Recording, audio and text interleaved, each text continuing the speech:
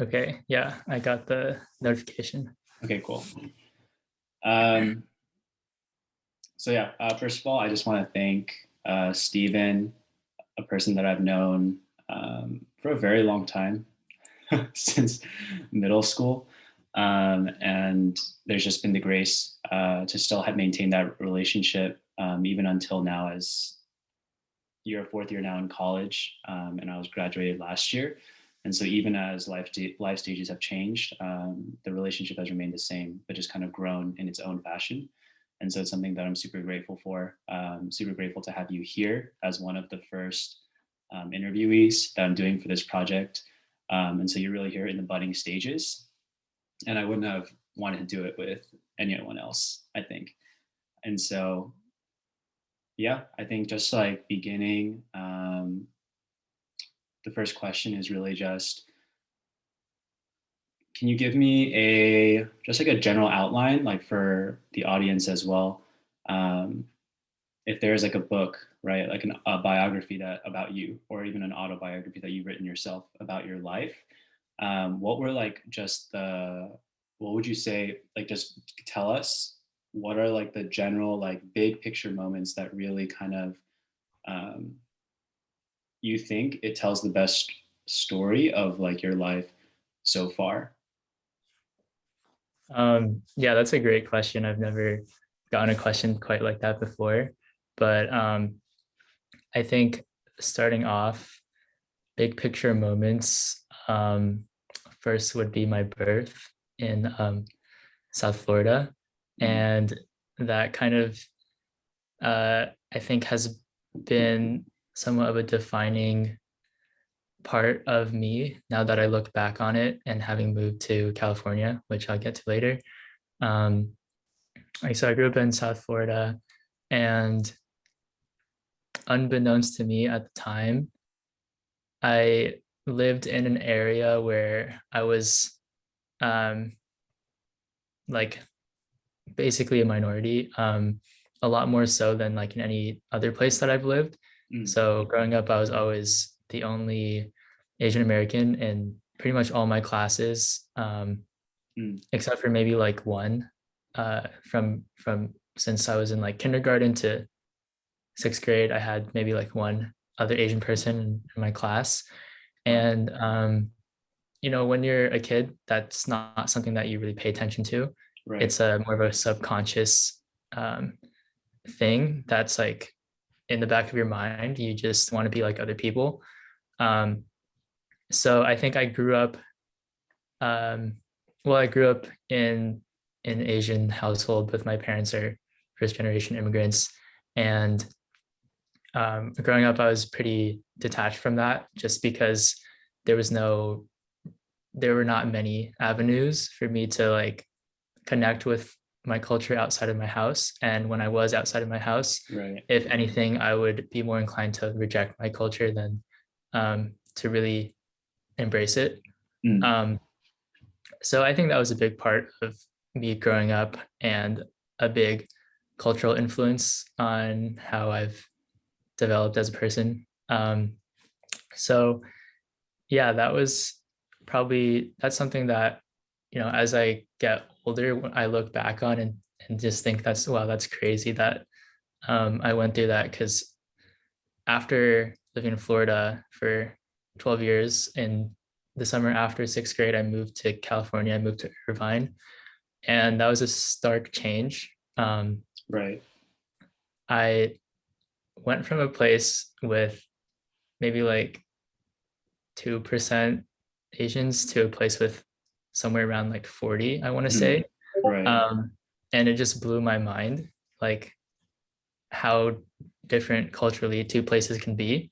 Mm, Um, but that transition was like huge for me, because it helped me see like another part of how life can be in a different place. And mm, um, I think I've been like coming to terms with that over the last, I'm still coming to terms with that, like how different different places are. yeah. I had like, a lot of phases in in my, I guess, early adolescence. Um, and I think part of it, like there were some cultural components to these phases, and I think Mm, part of it was just me like going through it because I thought it was funny, mm, but then also like actually part of me just felt like the people that I grew up with in Florida like weren't actually represented in mm. Irvine. So yeah, that's just like when I look back on it, it's really funny to think about, and I can't believe like I like I actually did that. Mm, Um,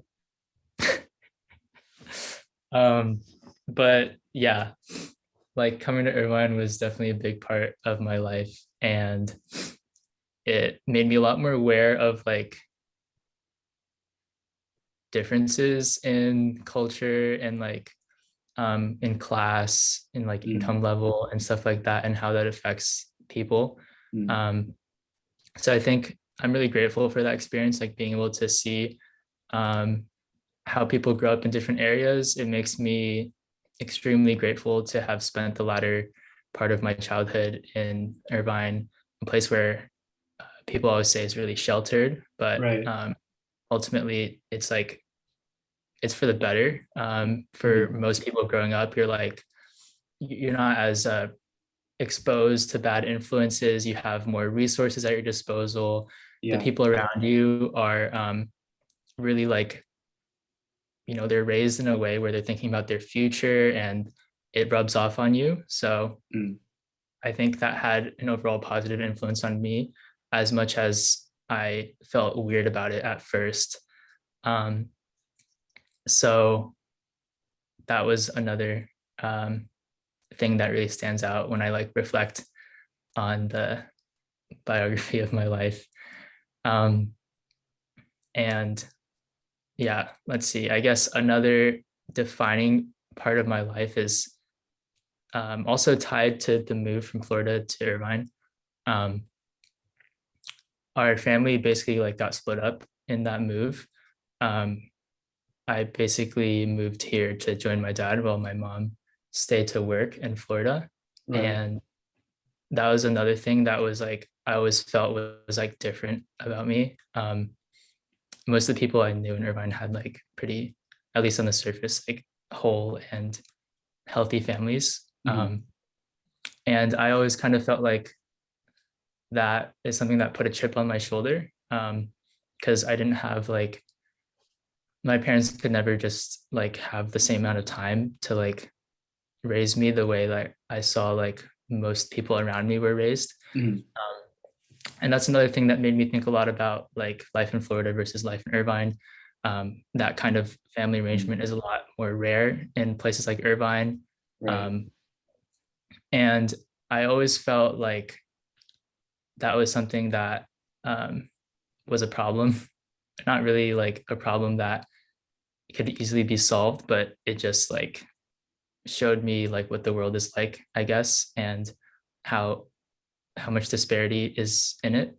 Mm, Um, and so I think that's something that, while it was hard, also motivated me a lot because I didn't really have anyone to push me at home, and I felt like everything that I did, I had to do in order to get out of my situation, in order to like have a sense of independence, and in order to not feel like helpless at the whims of my parents' locations, schedules, and uh, the resources that they had. right. So that made me very motivated in school. I think also the culture of the area that I grew up in Irvine was really promoted that as well. Everyone was super into, getting good grades and building a competitive college application through their years in high school. Right. And that was like a big part of my high school experience as well. I had a lot of fun in high school too. Don't get me wrong. Like my, my like it wasn't actually like this intense all the time. It's It's true. more like an underlying thing. Mm, Um, but yeah, I made some great friends. A lot of people that I wouldn't have been exposed to in like a bunch of in like most other situations, and that's something that I'm very grateful for.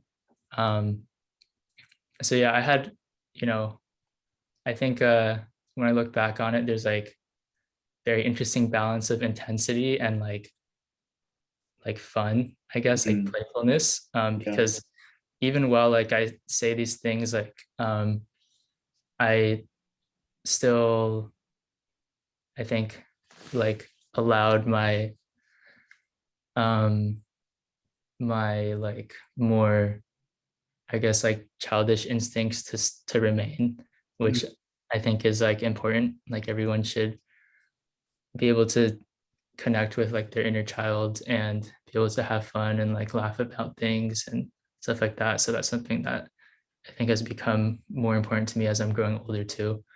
Um, but yeah, so uh, in high school, I really wanted to, like many of my peers, do the best that I could and end up in the best place that I could, which for me took shape through an elite institution of my horizon.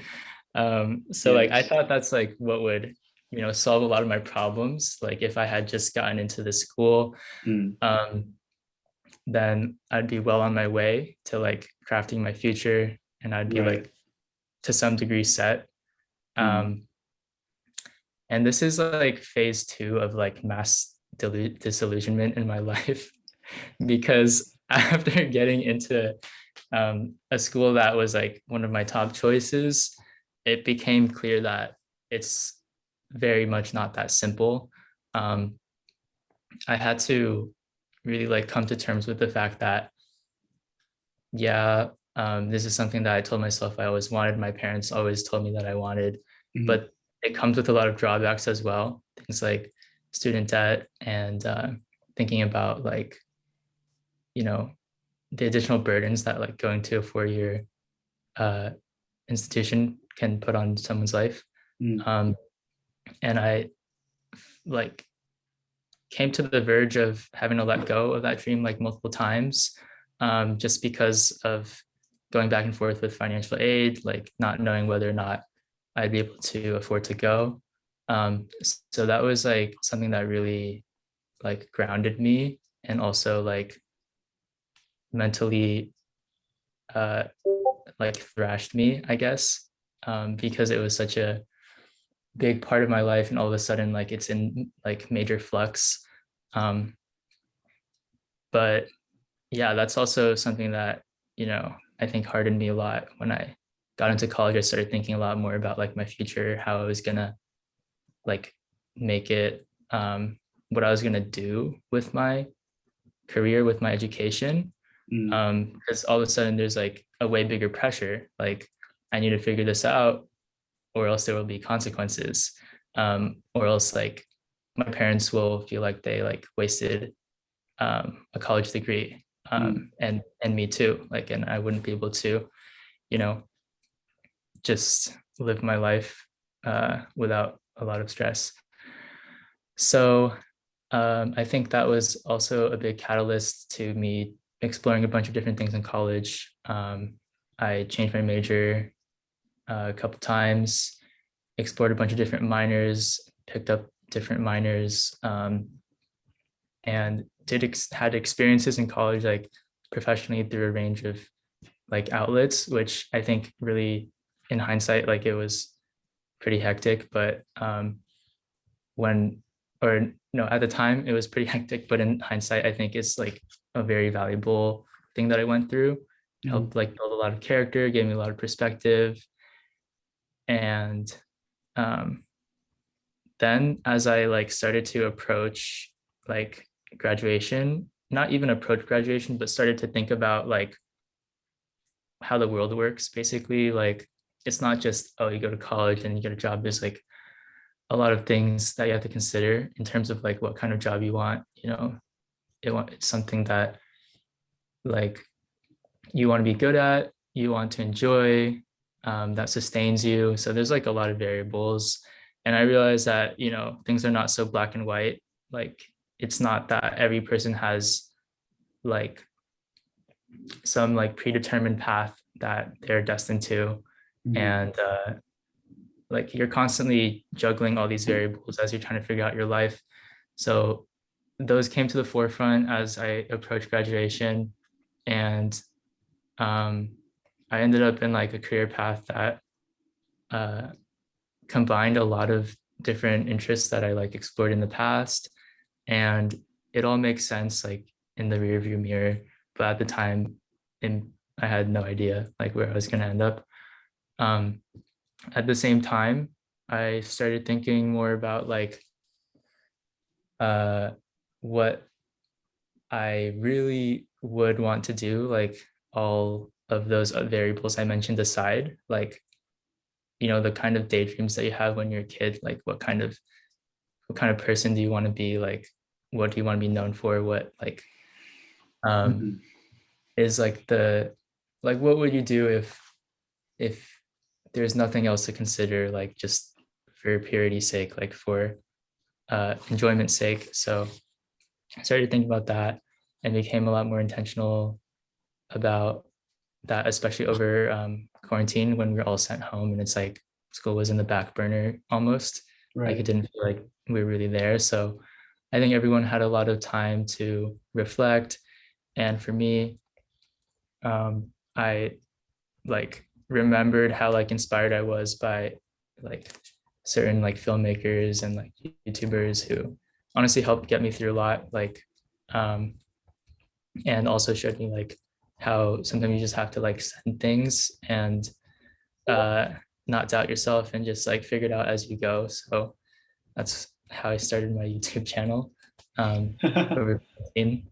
Like it was a big step because I was always afraid of like, you know, making something not good, Mhm. and putting that out there for everyone to see. But I kind of let go of that, and it's been like a gradual process of, you know, coming to terms with just being okay with what you make and not caring too much what other people think. It's a very classic dilemma that a lot of people have. So I went through all that, and um, now now it's like a big part of my life that um, I don't talk about that much, but it's something that like when I think about like period stretches of free time, I think about like what kind of creative projects I'll do in that time. And um, I think it's a trend I've noticed like with a lot of people, like our generation is a lot more creative. At least like they embrace it more. And I think that's really cool. Um, so yeah, I mean, like just I guess like this is an outline of how like my worldview has expanded and shifted, and how I ended up doing the things I'm doing now. And yeah, I guess still I think there's a lot of room for new ideas and growth, and I guess we'll see. Nice. Real quick, before I touch on something, do you want to plug your YouTube channel? Oh, sure. My YouTube channel is just my name, Steven Gong. Um, if you watch it, just you don't have to tell me about it. It's fine. How do you spell that? Steven Mhm. space Gong. There's actually another YouTuber who's like channels almost the same exact size as mine. His name is also Steven Gong. Interesting. Um, yeah, he's also a college student, but Interesting. I'm the one. I'm the one who has like uh, a profile picture that's actually of my face, and I go to USC, so There you go. that's how you can identify my channel. There you go. Yeah. Yeah, I think um, as I was listening, it was like I've heard a lot of this before, just like I've known you for, has it been 9 years? Something like that. It's like nine Yeah. and a half years or something. It's crazy. Yeah, no, it's Um, really weird to hear out loud. yeah, around 9 to 10 years actually, like coming on 10 years, which is Yeah. nuts. But there are also some new details that I heard. I think new perspectives that I heard, and obviously for those who are listening, um, just really like a diversity of experience, just from like from your birth all the way until now. You know, it's not like just like I think when I think about in terms of like modern universities trying to have like a diversity policy, or they're trying to increase the diversity on their campus, a lot of the time it's like thought of as like specifically race, and then sometimes like if you delve a little bit deeper you also see they're looking for a diversity of experience as well. So like if you've lived internationally or you had like you were homeschooled or things like that, like not non-traditional upbringings so to speak. But when I think of diversity, like this is kind of like what I think of, where within race or within whatever upbringing that you want to talk about, there is so many different facets, like so many little different things that automatically, like when one person is brought into like a collective group of people, it is already diverse. But when we only like use larger labels like for the sake of convenience or for the sake of like efficiency, sometimes we're like we can only appreciate the diversity of like race, or like for example if you have a group of 10 people, you have two people who are homeschooled, or you have two, let's say like three people who are African American or Asian American, and you can appreciate then like, oh, we have a more racially diverse group of people. But within that word like diverse, like within each person's story, like there's so much like to that person that if we are willing to unpack that a little bit, like with that person, and be intentional, like with the relationships that we have, like we realize how diverse and how multifaceted like somebody is, um, under the overall name of Asian American or Chinese American, Korean American, whatever it may be. And so that was something I really appreciated like while I was listening. As those who are listening knows, this project was always or it started from a mindset of wanting to share the stories of the homeless, but with all that happened during COVID to the Asian American community, it became much more than that, about sharing the stories of all Americans, so that ultimately there's not necessarily such a differentiation between minority Americans, so to speak, and then capital A Americans. And so I think a lot of people can also empathize with your story, regardless of race. There are a lot of people that have moved around. If you move to a different state, you're just naturally going to be in a different culture. That's just like, that will happen, especially from Florida to California. Like you can talk about politics, you can talk about demographics, you can talk about culture, like is so drastically different.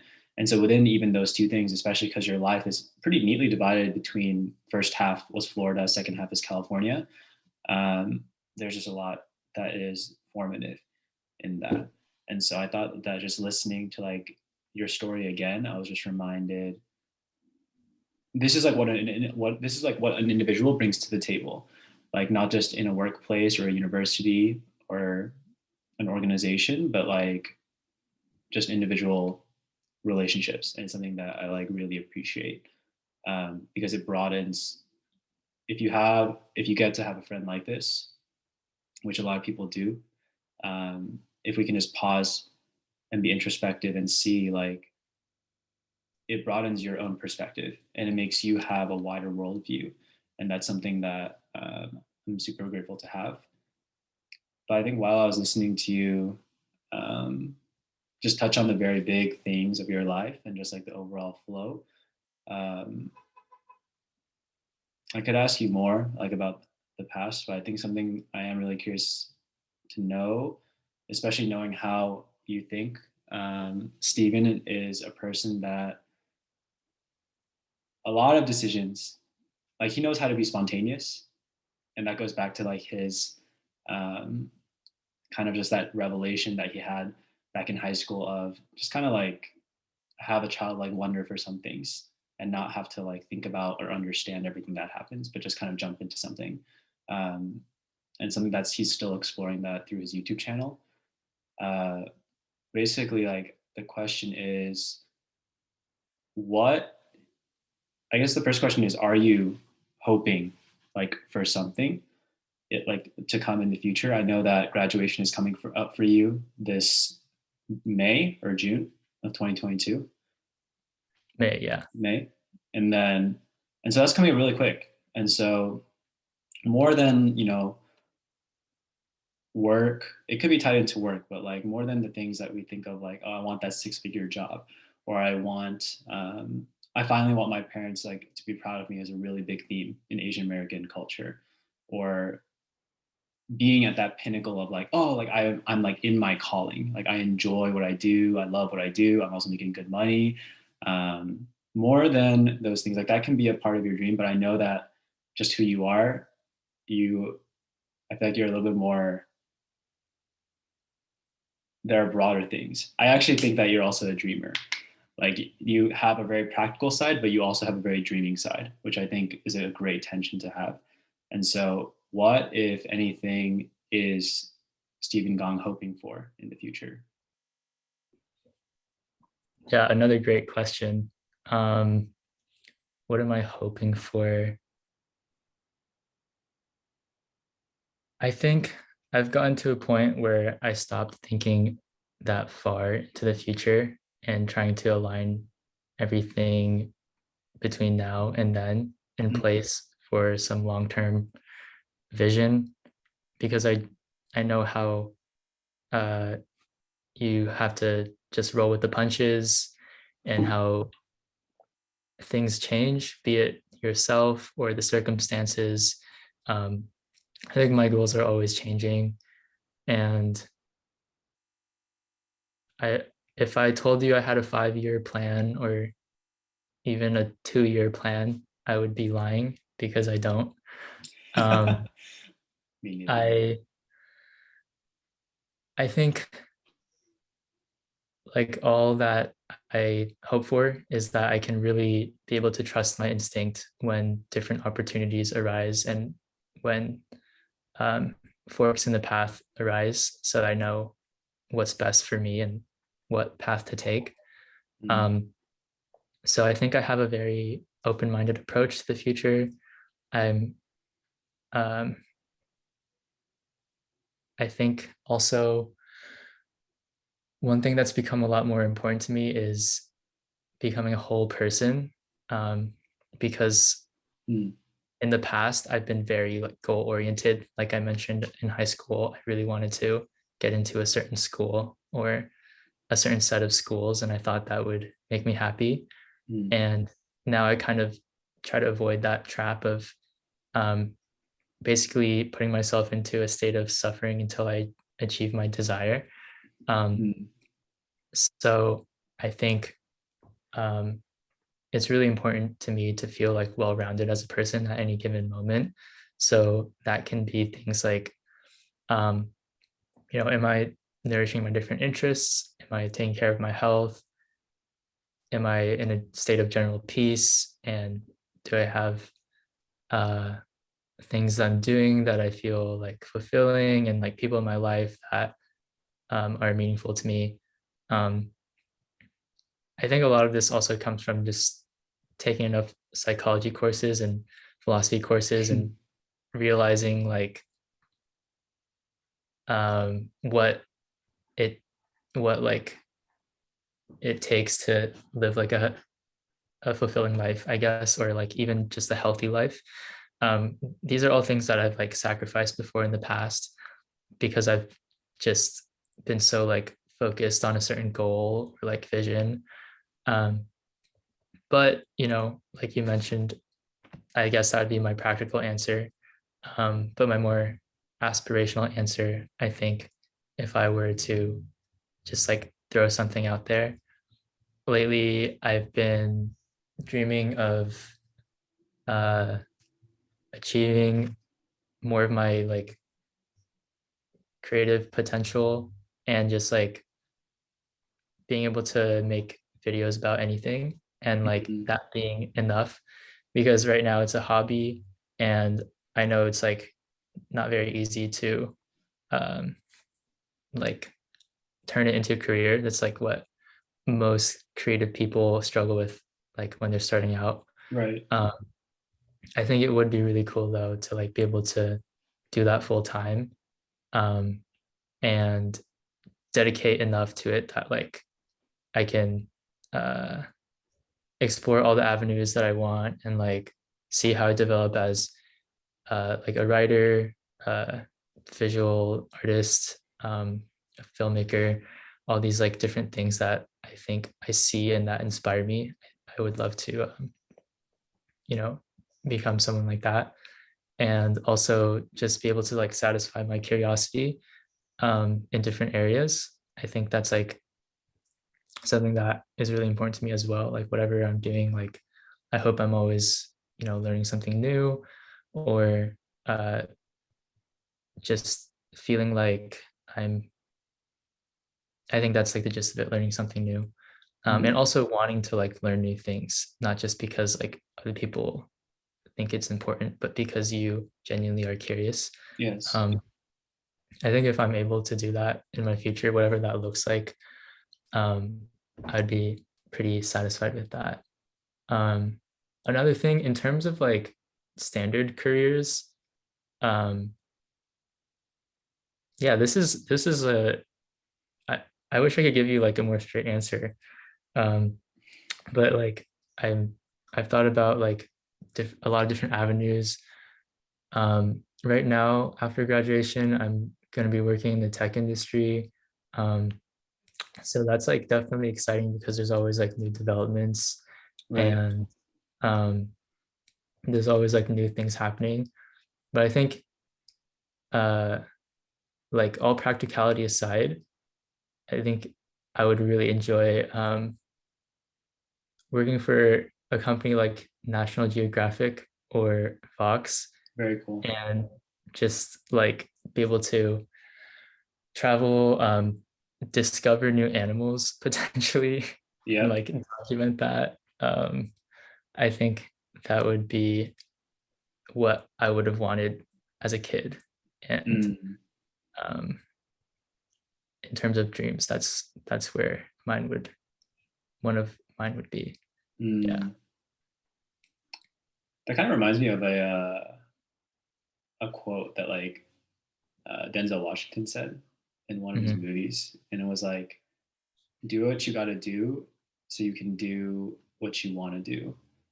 It's kind of just, Yeah. I feel like that is like the summation of your answer, where you know, not that like going into the tech industry and stuff is like something that you like dread or something like that, because it is a very exciting industry. It's always growing, especially in the generation that we live in. But it's also kind of like it could be like underlying also a means where if you have the financial stability, and like the financial resources to do so, although it's not everything, um, especially if you're thinking about like having a family in the future and things like that, and you want to have that financial stability, it could be that means where later on, I don't know how soon, you could be doing those things like at National Geographic and things like that. And so I always find that passion carries through. Like the going against the norm that we sometimes hear a lot, or it's like memed a lot, where it's like, oh, you need all this experience to get a job, which is true like these days, and especially if something like a National Geographic photographer, like for sure you need to have some kind of resume, some kind of portfolio of like your work. But I also think like someone like you who is, I think you're not a person that pursues things, especially those things that you enjoy, like just to pursue them for the sake of pursuing them. But I think the things that you're like, as I've come to know you, first of all, you're someone that thinks before you act. And so, unless we're having like fun, and sometimes spontaneity is required, um, with things like this, I can see like the passion just carrying through. And I think the passion can also create the portfolio, like whether that be in arts or like photography. I believe if you're passionate with something, like that's what's going to drive you. And so that will always beat, I think, somebody that is always aiming, just thinking about the portfolio, like the end result. And they try to get there like by kind of like forcing things, like they're like, trying to justify and things like that.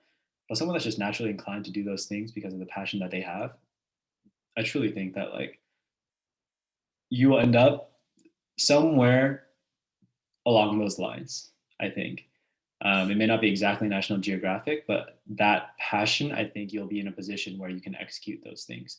Whether that be a photographer, whether that be a videographer, a blogger, it doesn't really matter, or it could be any combination of those things.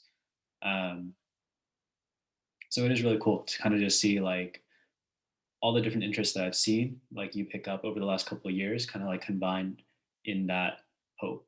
I know you love animals, and nature, which I also do.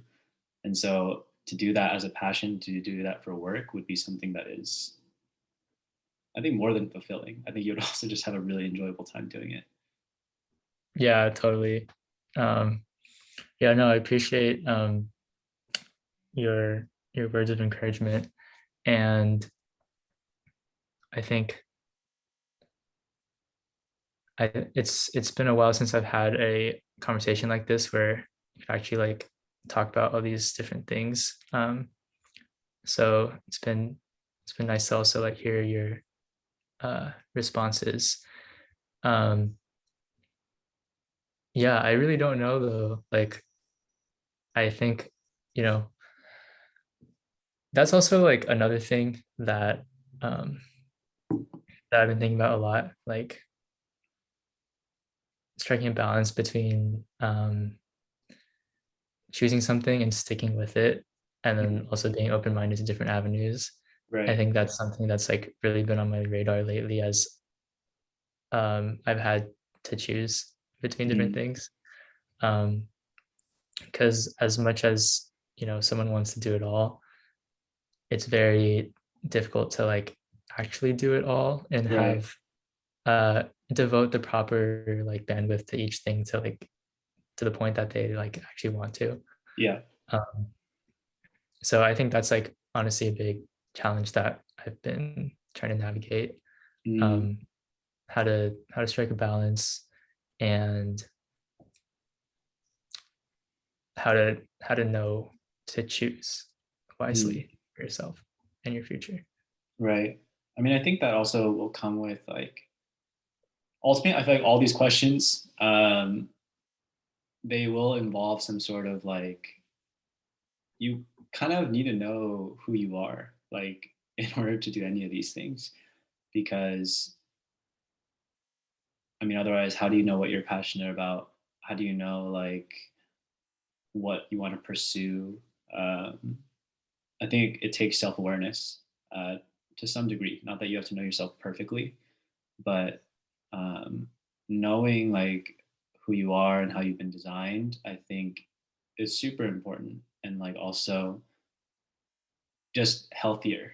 Like I think when we're like pursuing things like we used to in high school, like not really knowing who we are, but just kind of like being the people that we're told to be or that we are told is the good standard to be a good institution, um, good workplace, good salary, good cities to live. Like nowadays, I'm even hearing like post grad, I hear things about like square footage of like houses that are good to live. Like it never ends, you know. But and I think like when you pursue those things relentlessly, you're gonna burn out if like that is not what you like truly are passionate about. Which very often I feel like is not what people are truly passionate about. How many people are Right. truly passionate about living in like some sort of square footage house? You know, like and Yeah. even like institutions, I think universities, grad schools, That's something that like during this process was super different for me, from like the high school process of applying to undergrad, and then applying to law school, really getting to know like what the schools are about, like the identity of the schools, not just like, oh, like what program do you offer, like more than that, but really just like, what is the culture, like what do they stand for, what is their mission, um, kind of like the information that you would get when you ask somebody like, who are you, like Steven Gong, like can you describe who you are. And because of that, I think when you see identity and you also see like your identity, you're better able like to pinpoint like places that you want to be, because you know that you will grow there, because you know yourself to some degree that you can be nurtured by that, that you can grow in that, and then that those places can equip you, and that goes with workplaces or calling, whatever that may be. And so I think it's all part of the process. Conversations like this too, I think, are super helpful. Sometimes, like I think these thoughts sound crazy, like in our head, especially like coming from Asian American community. Typically, anything of the arts is like not, it's frowned upon, like Yeah. stereotypically. Yeah, it's not like, because they see it as an unstable career, so to speak. Hmm. And so I think kind of just breaking out of that mold. And there's so many avenues to exercise creativity these days just because of social media. And it really is a much more, I think there are more offerings for stability in exercising creativity than there were like in our parents' generation, where Oh yeah, absolutely. like UI UX and just everything, NFT, like just like just all these different industries that are coming out, I think just really give a lot of avenues to do that. And Hmm.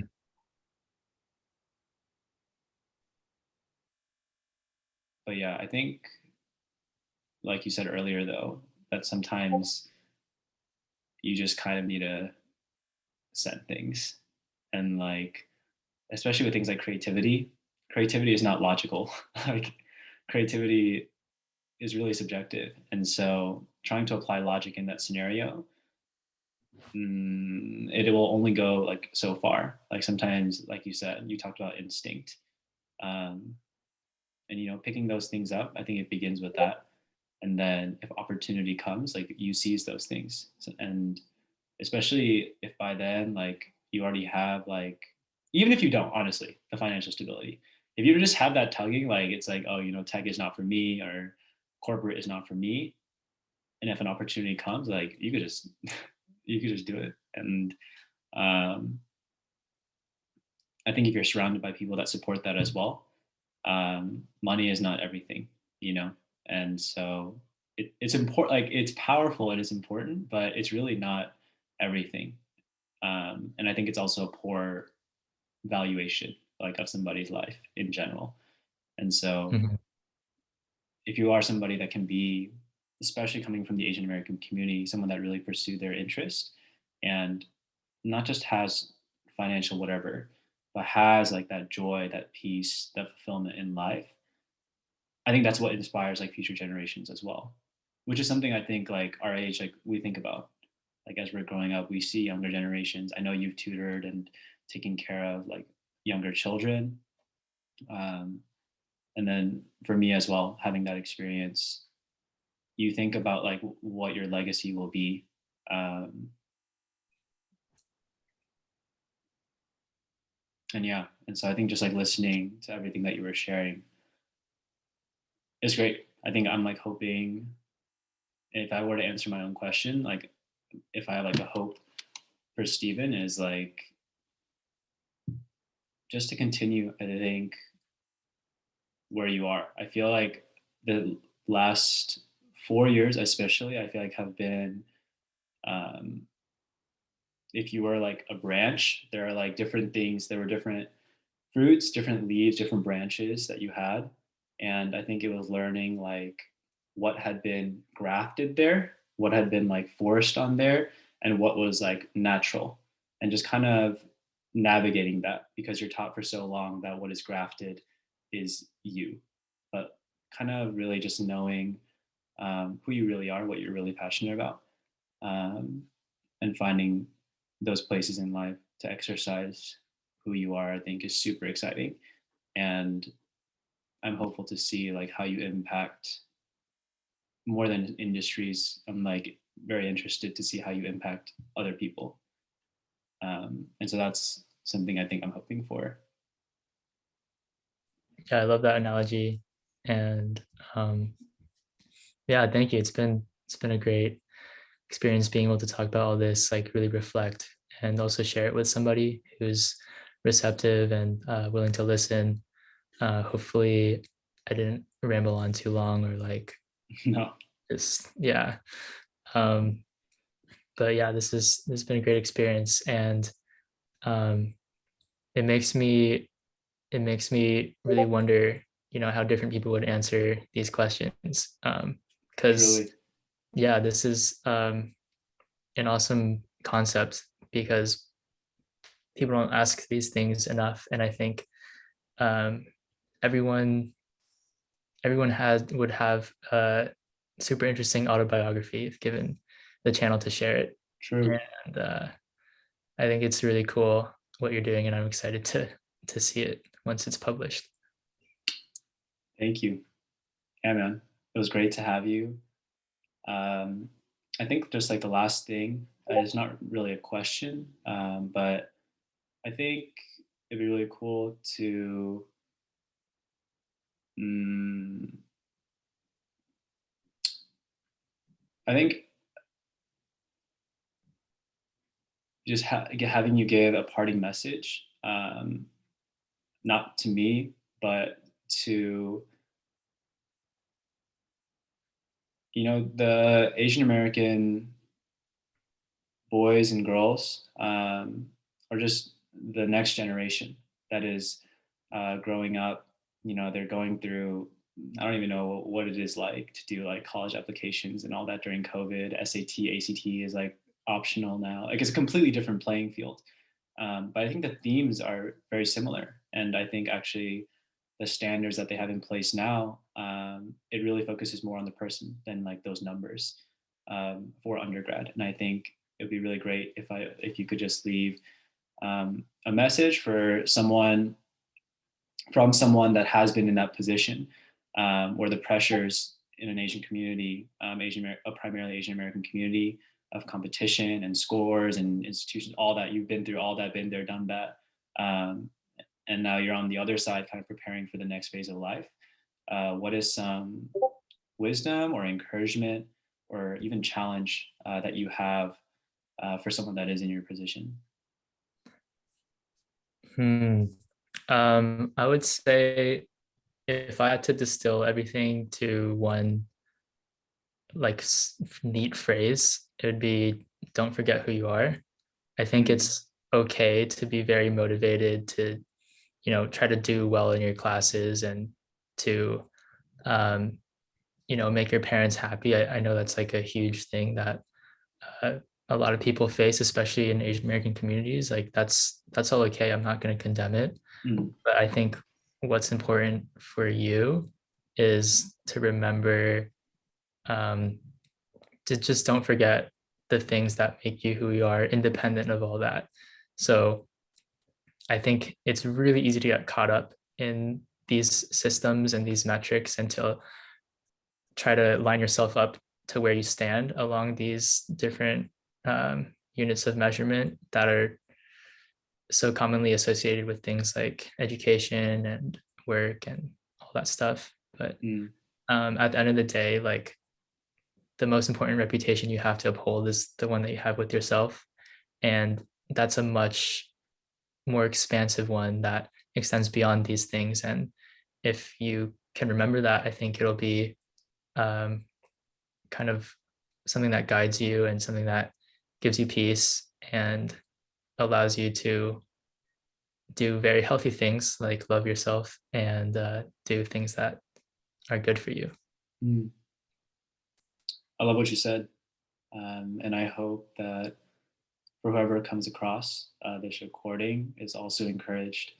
Um, and hopefully some of those pressures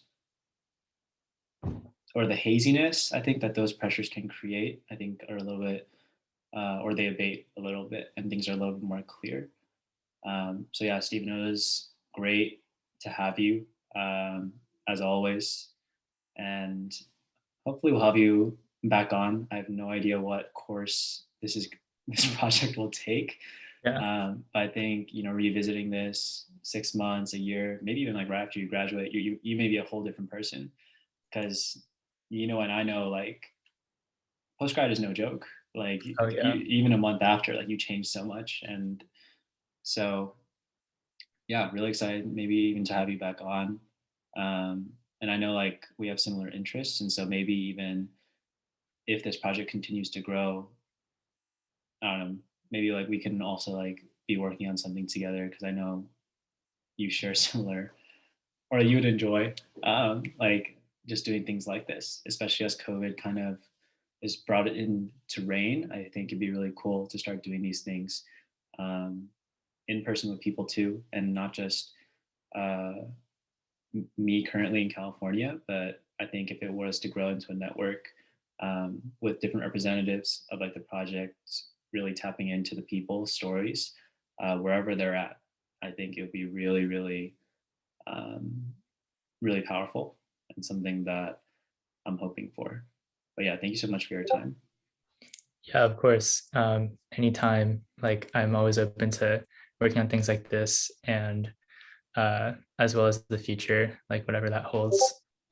Stuff like this is always a lot of fun, like you mentioned, and I'm excited to see how this turns out. I'm glad to have been a part of it. All right. Thanks so much, Stephen. Appreciate it.